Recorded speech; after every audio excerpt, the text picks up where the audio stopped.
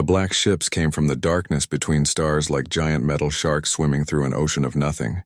Each vessel stretched longer than the tallest buildings on Earth, their hulls smooth and deadly. They moved in perfect formation, dozens of them creating shadows against the distant sun. Admiral Kethvar stood on the bridge of his flagship, the Celestial Dominion. His forearms were folded behind his back as he watched the small blue planet grow larger on the viewing screen. Earth looked so peaceful from space, so helpless. He had done this same thing 47 times before with other worlds. It always ended the same way. "Sir, we are receiving signals from the planet," his communications officer reported. "They want to talk." Kethvar's mandibles clicked together in what his species considered laughter. "Of course they do.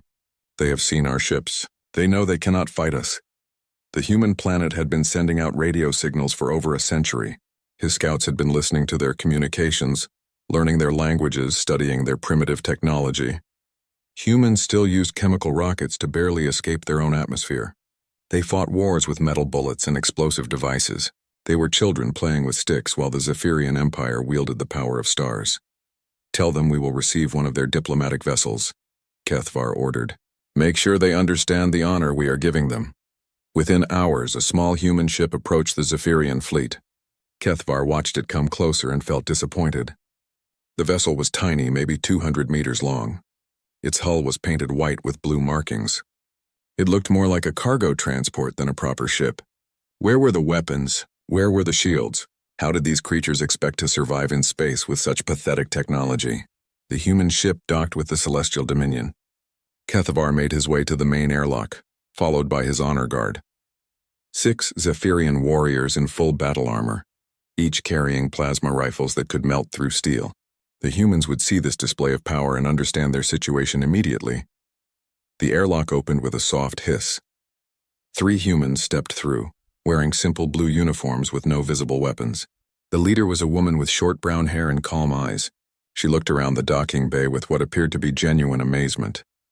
"Welcome aboard the Celestial Dominion," Kethvar said in careful English. "I am Admiral Kethvar of the Zephyrian Empire." The human woman stepped forward and offered her hand in their strange greeting ritual. "Captain Sarah Chen of the Earthship, Olive Branch. Thank you for meeting with us, Admiral." Kethvar studied her face as they shook hands. She seemed nervous but not terrified. That was interesting.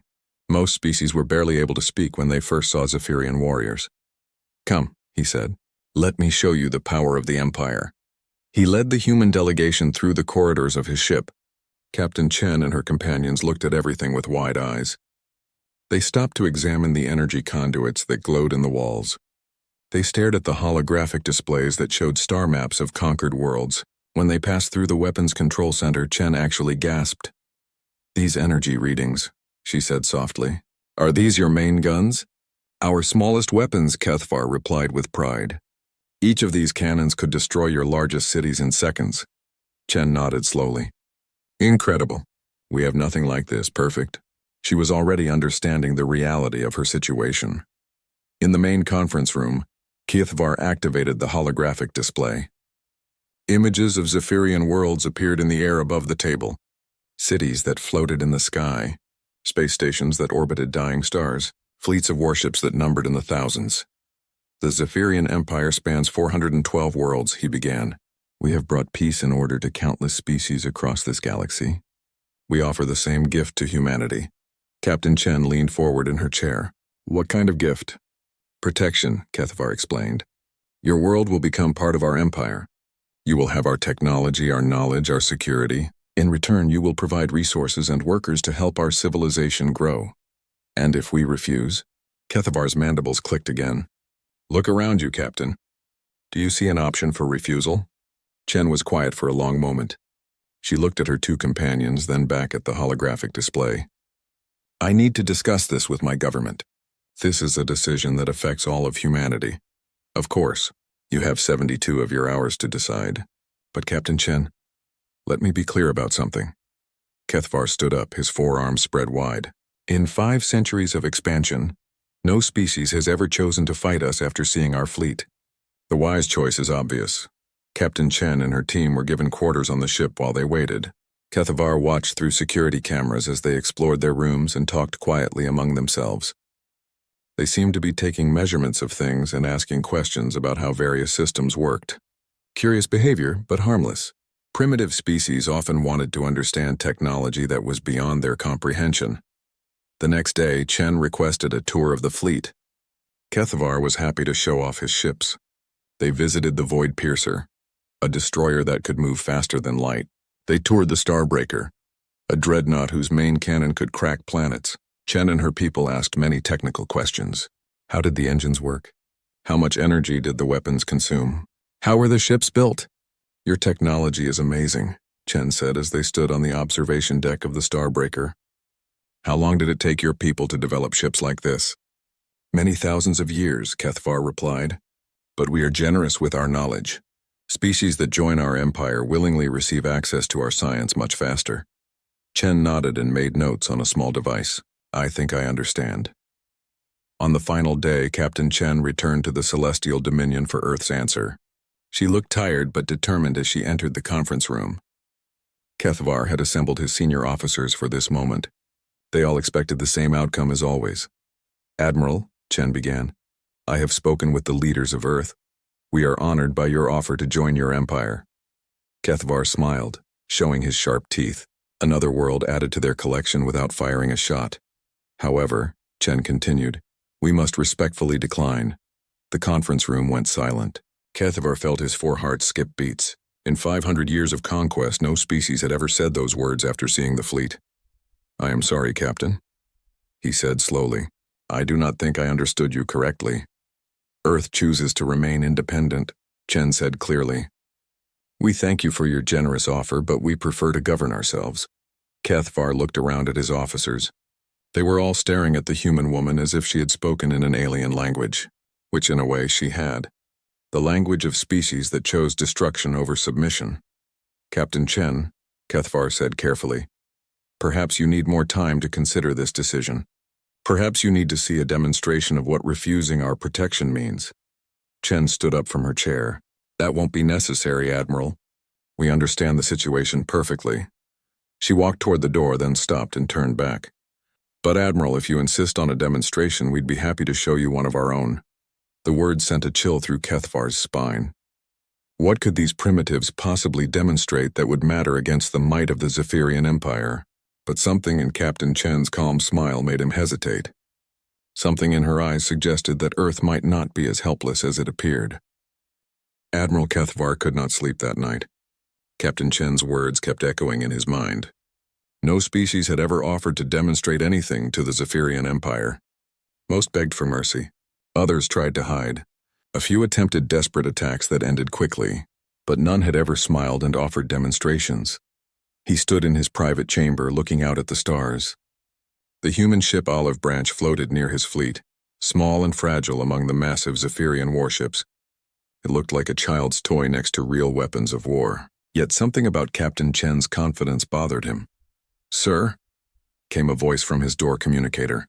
The human vessel is requesting permission to return to their planet.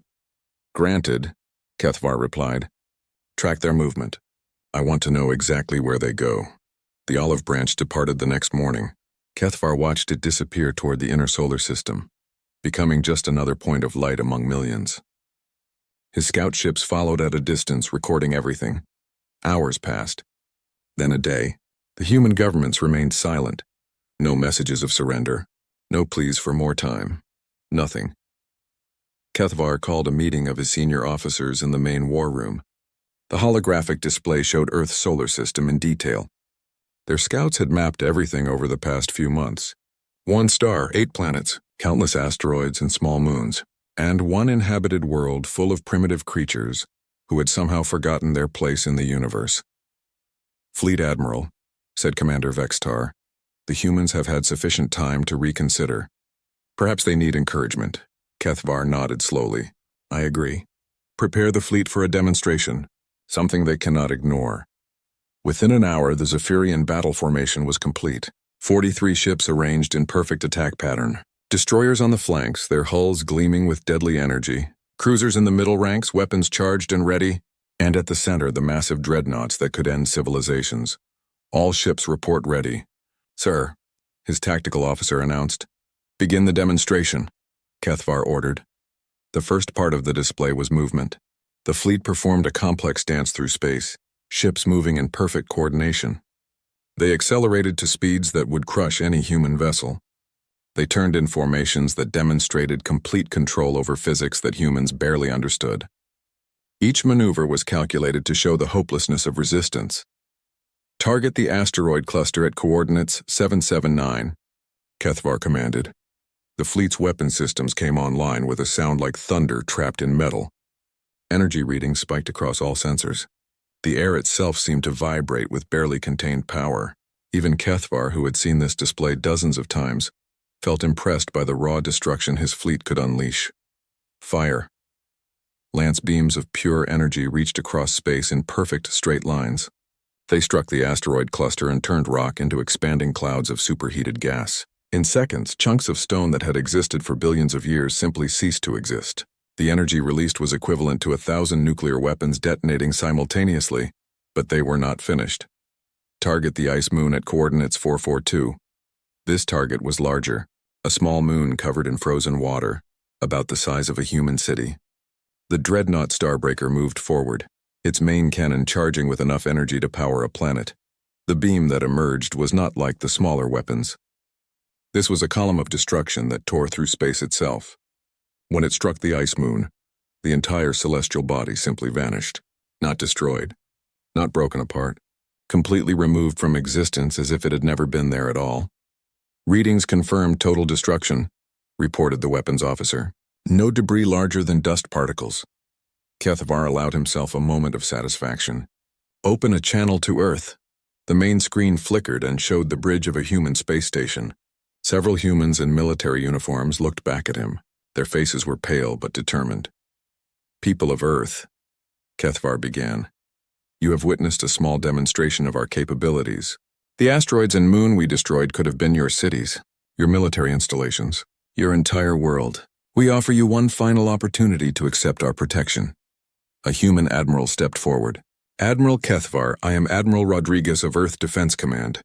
We received your message clearly. And your response? Earth's position remains unchanged.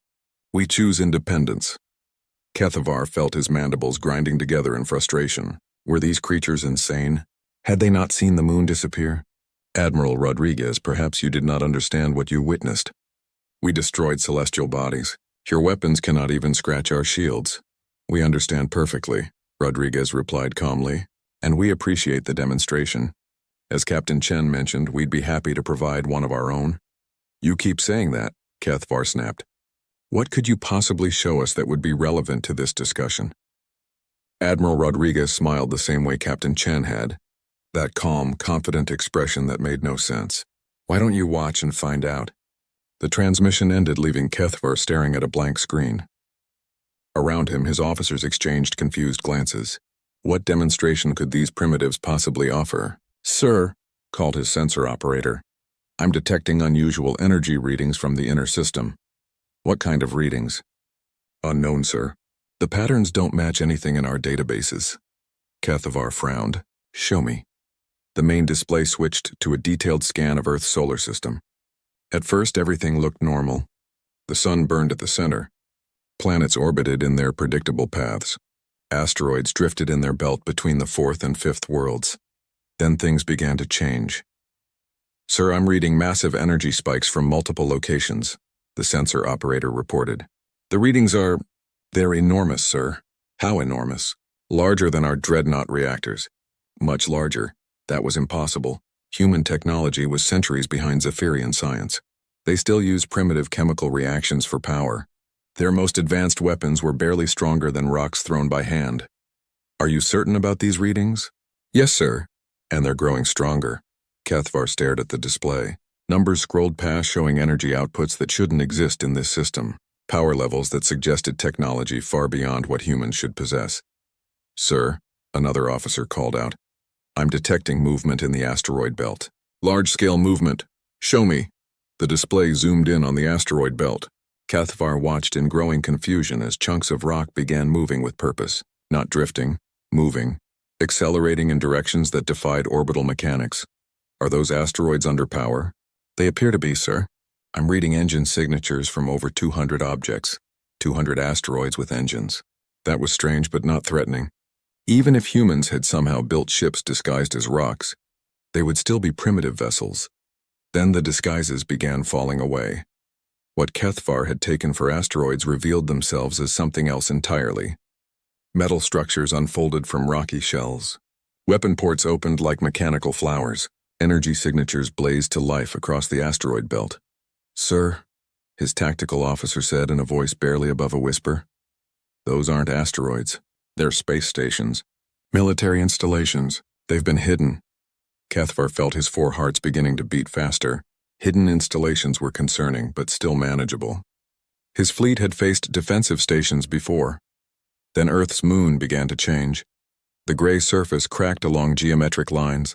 Sections of rock slid away to reveal gleaming metal underneath. Massive weapon batteries emerged from hidden bays. Energy readings from the moon suddenly spiked to levels that made Kethvar's instruments scream warnings. "Status report," he demanded. "Sir, we're reading energy signatures from Luna that exceed our main fleet reactor output by a factor of 12. 12 times the power of his entire fleet, from one moon. That was not possible with human technology. But they were not finished. Mars, the red planet, was changing too. Its dusty surface was shifting, revealing structures underneath. A planetary shipyard became visible, with vessels under construction that dwarfed Zephyrian dreadnoughts. "Sir," his communications officer called out, "we're receiving a transmission from Earth." "Put it through." Captain Chen appeared on the screen. But she was no longer wearing a simple diplomatic uniform. Now she wore the dark blue of a military commander with insignia that marked her as a fleet admiral. "Admiral Kethvar," she said pleasantly, "thank you for your demonstration. As promised, here is ours." Behind her, Kethvar could see the bridge of what was obviously a warship. Not the civilian transport she had arrived in. A military vessel with technology that looked disturbingly advanced. "Observe," Chen said simply. The space around Earth suddenly filled with light. The lights that filled space around Earth were not explosions or energy weapons. They were activation signals. Across the entire solar system, things that had been hidden were revealing themselves. Admiral Kethvar watched in growing shock as his tactical display updated with new contacts. Hundreds of them. Then thousands. What his scouts had mapped as empty space, asteroids, and dead moons were coming alive with energy signatures that made his fleet look like toys. "Sir," his sensor operator called out, voice shaking, "I'm reading massive structural changes throughout the system. The planet Jupiter's moons they're moving into formation." On the main screen, Kethvar watched 4 points of light arrange themselves around the gas giant. But these were not natural moons anymore. They were revealing geometric shapes, metallic surfaces, weapon arrays that stretched across hundreds of kilometers. Energy readings from the Jupiter system now exceed our entire fleet capacity by a factor of 50, his tactical officer reported. 50 times. Kethvar felt his breathing become difficult. How was this possible? Human technology was primitive. Their most powerful weapons were barely stronger than chemical explosives. "Sir," detecting massive movement from Earth itself.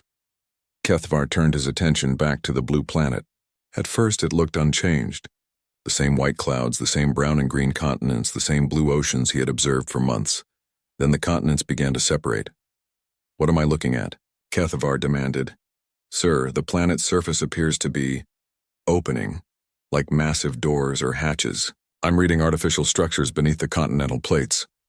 Kethvar watched in disbelief as Earth's Pacific Ocean drained away, revealing a metal surface underneath. The ocean had been covering something enormous. As water flowed away into hidden channels, weapon ports became visible. Each one was larger than his entire flagship. "Sir," his science officer called out, "preliminary analysis suggests the entire planet has been modified, extensively modified. The continents appear to be movable sections covering a planetary-scale installation." A planetary-scale installation. Kethvar had heard rumors of such things. Ancient weapons left behind by dead civilizations. Planet killers built by species that had transcended physical existence. But he had never seen one. No one in the Empire had. "How long would it take to build something like that?" he asked quietly. "Sir, With our most advanced technology, converting an entire planet would take thousands of years, maybe tens of thousands. But humans had only been spacefaring for decades. Their radio signals indicated they had barely developed electricity 2 centuries ago. How could they have built something that would challenge the Empire's greatest engineering projects? The answer came from Captain Chen's voice across the communication channel. "You're wondering how this is possible," she said, as if reading his thoughts. "Humanity has been preparing for this conversation for over 200 years. We've been watching, learning, and building." "Impossible," Kethvar said. "Your species has barely left your planet," Chen smiled. "Admiral, you've been listening to our radio signals for months. Did you think we weren't listening to yours?" The words hit Kethvar like a physical blow. The Empire's communication networks. Their scout ships had been transmitting data back to command for months, using standard encryption protocols. Protocols that were absolutely secure against any known technology. "We've known about your Empire since your first scout probe entered our system 18 months ago," Chen continued. "We've been monitoring your communications, studying your technology, learning your tactics. Every species you've conquered made the same mistake. They tried to match you ship for ship, weapon for weapon. On the tactical display, more structures were coming online. The asteroid belt had completely reorganized itself into a defensive grid. Each installation was broadcasting energy signatures that equaled or exceeded Zephyrian capital ships. We took a different approach," Chen said. "We asked ourselves, what if the entire solar system was the weapon?" Kethvar looked around his bridge. His officers were staring at their instruments in disbelief. The readings they were seeing violated everything they knew about human capabilities. "Status of our weapon systems," he ordered.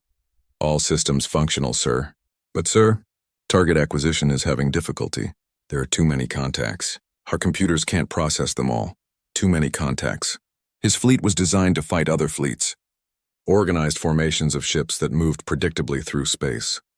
They were not prepared for an enemy that had turned an entire star system into a fortress. "Sir," his communications officer interrupted, "the humans are hailing us again." "Put them through." This time it was not Captain Chen. A new human appeared on the screen, an older man with gray hair and calm eyes that reminded Kethvar uncomfortably of seasoned Zephyrian commanders.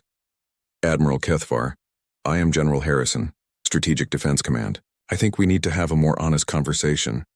"You have hidden your true capabilities," Kethvar said. "This is deception." "Yes, it is," Harrison agreed calmly. "Just as you deceived us by pretending this was a diplomatic mission instead of a conquest fleet." Kethvar had no answer for that. Empire protocol was clear. Overwhelming force followed by generous surrender terms. It had worked for 5 centuries. "General Harrison, you cannot seriously believe you can fight the entire Zephyrian Empire. This is one system. We control hundreds of worlds. Admiral, you control hundreds of worlds because you've never faced serious resistance. Your conquests have been easy because your enemies were unprepared. We've had nearly 2 years to prepare."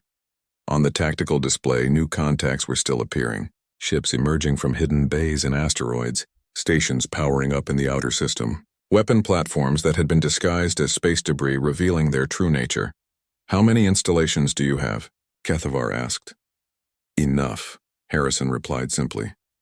"Sir," Kethvar's science officer called out, "I've completed preliminary analysis of their modifications. Admiral, they haven't just built weapons. They've rebuilt the fundamental structure of their solar system.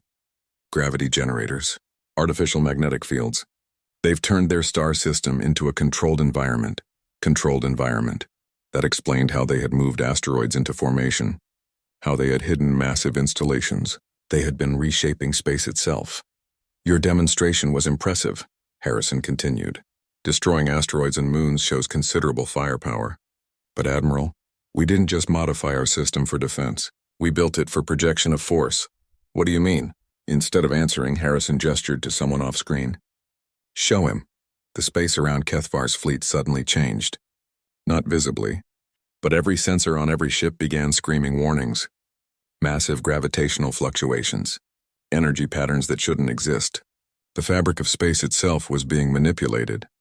"Sir, we're detecting gravitational anomalies around the fleet," his science officer reported. "Something is generating artificial gravity fields. Can we move?" "Sir, our engines are functional, but the gravitational interference is making navigation difficult. We can move, but not quickly and not precisely. Kethavar realized what the humans had done. They had not just built weapons. They had built a trap. His fleet was caught in artificial gravity fields that limited their movement, while surrounded by defensive installations that could fire freely. "This is not possible," he said quietly. "Your technology cannot do this." General Harrison's expression was sympathetic but firm. "Admiral, you're thinking like a conqueror. You see a primitive species and assume they'll remain primitive. But we're not the same humans who were sending radio signals a century ago. We learn, we adapt, we improve. But this level of advancement, it would take thousands of years. It would take your species thousands of years," Harrison corrected. "Humans work differently. When we're faced with an existential threat, we don't just prepare for it. We obsess over it. We dedicate our entire civilization to solving it." Kethavar thought about the intelligence reports on human history. They had fought wars against themselves for millennia. They had survived ice ages, plagues, nuclear weapons, climate disasters. Each time they had not just survived. They had come back stronger. "For 200 years our best minds have worked on one question," Harrison continued. "How do we defend ourselves against a galactic empire? Not how do we build better ships? How do we make ourselves unconquerable?" The tactical display showed the full scope of what humans had built.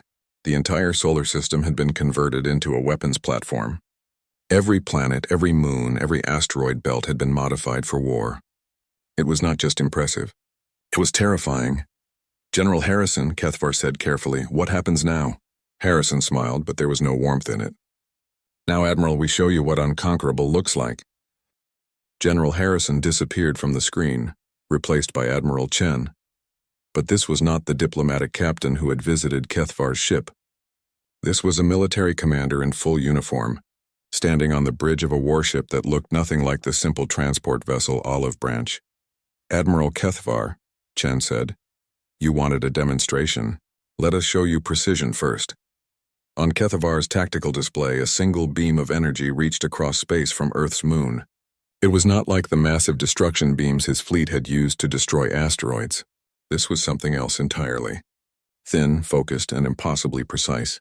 The beam touched his flagship's main weapon system and stopped. Not penetrating the hull, not causing an explosion, just touching. "Sir," his weapons officer called out in confusion, "our primary plasma cannon is offline. Damage report." "No damage, sir. The weapon system has been removed, surgically removed. The beam somehow extracted our main gun without affecting surrounding systems." Kethavar stared at his tactical display. The beam had reached across hundreds of thousands of kilometers and performed delicate surgery on his ship's weapons, with precision that his own engineers couldn't match at point-blank range. "How is that possible?" he whispered. Admiral Chen heard him somehow. "We've had a long time to study your technology, Admiral. Every sensor scan your ships performed, we were scanning you back. We know your weapon systems better than you do." Another beam reached out from a different installation. This one touched the destroyer Void Piercer and somehow disabled its engines without causing any explosion or visible damage. The ship simply stopped, floating helplessly in space. "Sir," his tactical officer reported, "the Void Piercer reports total engine failure, but there's no damage. Their power systems just turned off." More beams began reaching out from installations throughout the solar system. Each one precisely targeted a specific system on a specific ship. Weapons went offline. Shields deactivated. Communication arrays stopped functioning. None of the ships were destroyed. None of the crews were harmed. But the Zephyrian fleet was being systematically dismantled piece by piece. "This is not random destruction," Kethavar realized. "You're demonstrating control." "Correct," Chen replied. "Any species can build weapons that destroy. We built weapons that choose exactly what they affect. We can disable your ships without killing your crews. Or we can do this." The demonstration changed. Now the beams reaching out from human installations were different, broader, more powerful. They reached not toward Kethavar's fleet, but toward empty space far beyond the solar system. "Targeting distant asteroid cluster in the Centauri system," Chen announced. Kethavar felt his breathing stop. The Centauri system was over 4 light-years away. No weapon could reach that far. Energy beams traveled at light speed. It would take years for any attack to reach another star system. But on his long-range sensors, readings appeared immediately. The asteroid cluster in Centauri space simply vanished. Not 4 years from now. Now. Instantly. That's impossible, his science officer stated. Energy cannot travel faster than light. Your energy cannot, Chen corrected. We've learned to fold space, to create corridors through dimensions your physics haven't discovered yet. Distance is no longer relevant to our weapons. Cathvar stared at the sensor readings. Weapons that could strike instantly across interstellar distances.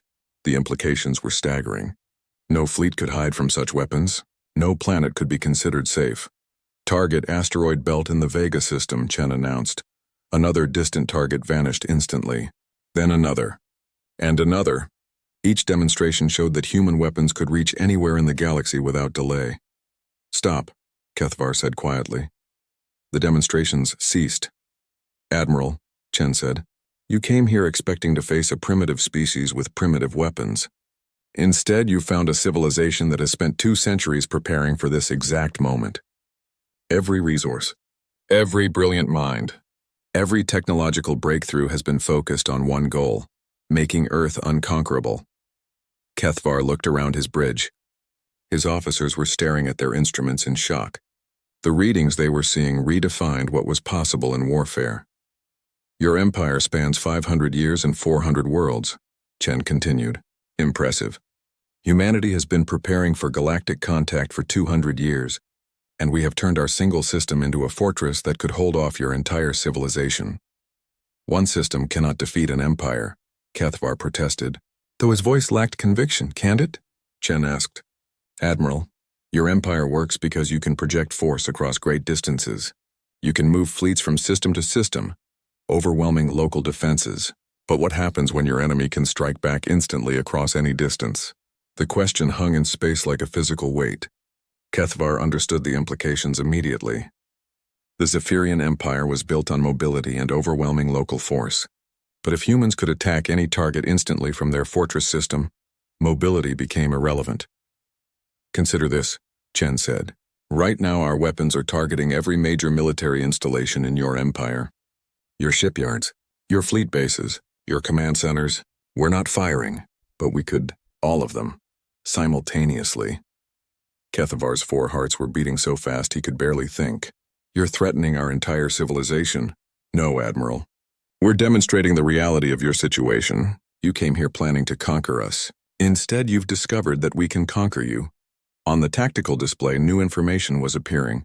Detailed scans of Zephyrian worlds, military installations, fleet positions, defensive arrays. The humans knew everything about the Empire's military structure. How long have you been watching us? Cathavar asked. Since your first scout probe. We've been monitoring your communications, tracking your fleets, mapping your territory. We know where every ship is located. We know the defensive capabilities of every world. We know your supply lines, your command structure, your strategic weaknesses. Chen's image was replaced by a holographic map of Zephyrian space. Every world was marked. Every fleet position was shown. Every major installation was highlighted. It was more detailed than the Empire's own strategic maps. This is what 200 years of preparation looks like, Chen said. Not just building better weapons, building better intelligence, better strategy, better understanding of our potential enemies. The map zoomed in on individual systems showing defensive positions that the Empire considered secret, hidden bases that only a few high-ranking officers knew about. Emergency supply depots that were classified above Cathvar's security level. How? He whispered. Your communication networks are more vulnerable than you think, Chen replied. Your encryption methods assume that only species with similar technology will try to break them. You never considered that a supposedly primitive species might approach the problem from completely different angles. Cathvar realized that the Empire had been completely infiltrated, not by spies or agents, but by mathematical analysis and electronic surveillance that they had never thought to defend against. What do you want?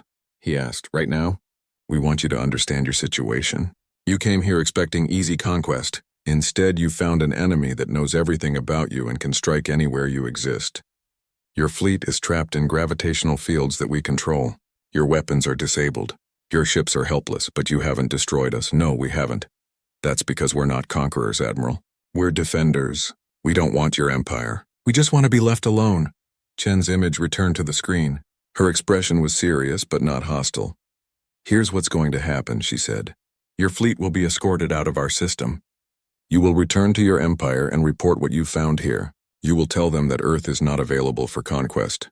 And if my empire decides to send a larger fleet, Chen's smile was cold, then we'll demonstrate that our weapons work just as well on 1,000 ships as they do on 40. The size of your fleet is irrelevant when we can disable every vessel instantly from any distance. Kethavar looked at his tactical display one more time.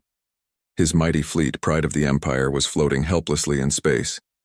Weapons disabled, engines offline, communication systems barely functional.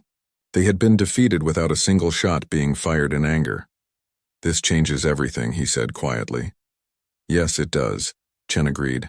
The galaxy is about to learn that humans don't follow the same rules as other species. We don't just adapt to threats. We eliminate them. 3 days later, Admiral Kethavar sat in his private quarters aboard the Celestial Dominion. His ship was functional again. The humans had restored his weapons, his engines, his communication systems. They had done it as easily as they had disabled them, with those impossible precision beams that could reach across space and modify technology without causing damage. His fleet was moving away from Earth's solar system, escorted by a single human vessel. Not the massive warships they had revealed, but the same small ship that Captain Chen had arrived in. The Olive Branch, except now Kethavar knew it was not a civilian transport. It was a warship disguised as something harmless, just like everything else about human space. A soft chime indicated an incoming communication. Kethavar accepted the call and Admiral Chen appeared on his screen. She was still wearing her military uniform, but her expression was less severe than during the demonstrations. Admiral Kethavar, she said politely, I wanted to speak with you privately before you reach the edge of our system. To gloat about your victory? Chen shook her head. To help you understand what you'll be reporting to your empire, and to make sure you understand the choice your people now face. Kethavar leaned back in his chair. What choice? You've made it clear that resistance is futile. That's not true, Chen said. You have several options. The question is which one your empire will choose. On the screen behind Chen, a holographic display appeared showing star charts of Zephyrian space. But these charts included new information. Human observation posts, monitoring stations, evidence that Earth's surveillance network extended far beyond their single system. Option 1, Chen began, is to pretend this encounter never happened. Declare Earth system off limits and continue your expansion in other directions. There's a whole galaxy out there, plenty of worlds to conquer that won't fight back. And if we choose that option, then we'll monitor your empire to ensure you keep the agreement. But otherwise we'll leave you alone. We have no interest in interfering with your civilization, as long as you don't interfere with ours. Kethavar studied the star charts. The monitoring stations were positioned throughout Zephyrian space. Humans could watch everything the Empire did, but they were offering to do nothing about it as long as Earth was left alone. Option 2, Chen continued, is to try to develop countermeasures. Spend the next few decades trying to build technology that can match ours. We won't interfere with those efforts either. Why not? Chen smiled. Because we're confident in our technological advantage. You're welcome to try to catch up. By the time you develop weapons that can match what we showed you, we'll have had decades to improve even further. The third chart that appeared showed potential technological development paths, complex equations and research projections that hurt Kethavar's head to look at. But the conclusion was clear. Even with their most optimistic estimates, the Empire would need centuries to match current human capabilities. Option 3, Chen said, is war. The star charts changed again, showing fleet movements and battle projections. But these were not simulations of heroic Zephyrian victories. They showed systematic destruction of Imperial forces across dozens of systems. If your empire chooses war, Chen continued, we'll end it quickly. We won't invade your worlds or harm your civilians. But every military installation, every warship, every weapons platform will be destroyed. Your empire will be left defenseless. You would cripple our entire civilization. Only your military capability. Your people can rebuild. They can develop peaceful technology. They can explore the galaxy without conquering it. But they won't be able to threaten other species. Kethavar looked at the projections and felt sick. The human analysis showed complete military victory within months. Not years, months. The empire that had dominated the galaxy for 5 centuries would be reduced to helpless colonies scattered across space. There is a fourth option, Chen said quietly. Which is alliance. The word hung between them like an unexpected gift. Kethvar had not expected the humans to offer partnership after demonstrating their overwhelming superiority. What kind of alliance? The kind where your empire stops conquering and starts exploring.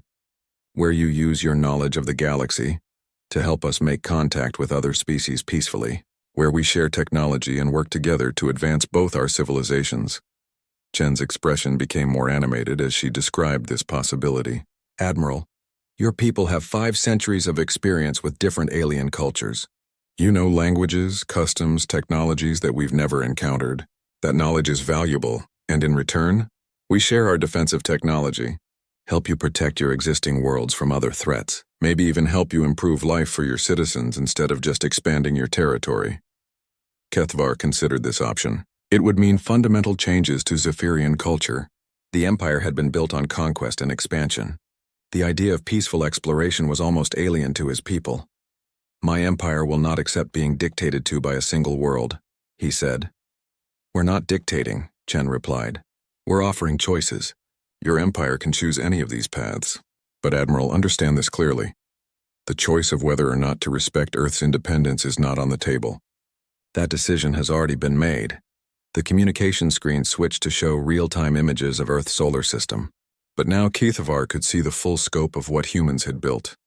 Thousands of installations, weapons that could reshape space itself. A fortress system that made the Empire's greatest strongholds look primitive. This is what humans accomplished in 2 centuries when we thought our survival was at stake, Chen said. Imagine what we might accomplish in the next 2 centuries if we're working toward something positive, instead of just preparing for war. Kethvar understood the implication. Humans had built all of this while preparing for a threat that hadn't even arrived yet. What would they build when they had actual threats to respond to? What would they become if they focused on exploration and discovery instead of defense? You're offering to become the dominant power in the galaxy, he said. No, Chen corrected. We're offering to help create a galaxy where no one needs to be dominant, where species can coexist without constant fear of conquest, where technology is used for exploration and improvement instead of just warfare. It was an idealistic vision, probably impossible. Species had been fighting each other since the beginning of recorded history. But then most species hadn't figured out how to turn entire star systems into weapons. I'll deliver your message to the Empire, Kethvar said finally. Thank you. And Admiral, when you make your report, please be accurate about what you saw here. Your Empire's decision should be based on facts, not pride or wishful thinking. Kethvar nodded. His report would be the most important document in Zephyrian history. It would determine whether his people chose wisdom or destruction. The communication ended, leaving Kethvar alone with his thoughts. Outside his window, the stars looked the same as always. But he knew that everything had changed. The galaxy now contained a species that could defend itself absolutely and project force across any distance. 2 weeks later, the Zephyrian fleet reached the edge of human space. The olive branch turned back toward Earth, leaving them to continue alone toward the Empire. As they jumped to faster-than-light travel, Kethvar took one last look at Earth's star. It looked so ordinary, just another yellow star among billions, but now it was the center of a new kind of power. Not the power to conquer, but the power to make conquest impossible. Months later, Kethvar stood before the Imperial Council, delivering his report. He told them everything. The hidden installations, the impossible weapons, the technology that could reach across interstellar distances instantly, the choice that humanity was offering. The Council's initial reaction was predictable. Outrage, demands for massive retaliation, calls to mobilize the entire Imperial fleet and crush these upstart humans before they could become a greater threat. But as Kethvar's detailed analysis sank in, the anger changed to concern, then to fear, and finally to the beginning of wisdom. The Zephyrian Empire chose option 1. Earth's system was declared off-limits. Expansion continued in other directions, but with new caution. Other species throughout the galaxy began receiving strange reports about humans who could defend themselves. Absolutely, some civilizations sent diplomatic missions to Earth. Others simply avoided human space entirely. A few tried to develop similar defensive technologies, though none succeeded. And on Earth, Admiral Chen stood in the command center of Luna Base, looking out at the stars. Her aide approached with the latest intelligence reports. Admiral, we're receiving first contact requests from 17 different species. The Zephyrian encounter has apparently attracted attention across the galaxy. Chen nodded. Schedule diplomatic meetings. But keep our defensive systems at full readiness. We've shown the galaxy that we can defend ourselves. Now we need to show them that we can be trusted with that power. Outside the observation window, Earth turned slowly in space. Its blue oceans and green continents looked peaceful and natural. Only a few people knew that underneath that familiar surface lay weapons that could reshape the balance of power across the galaxy.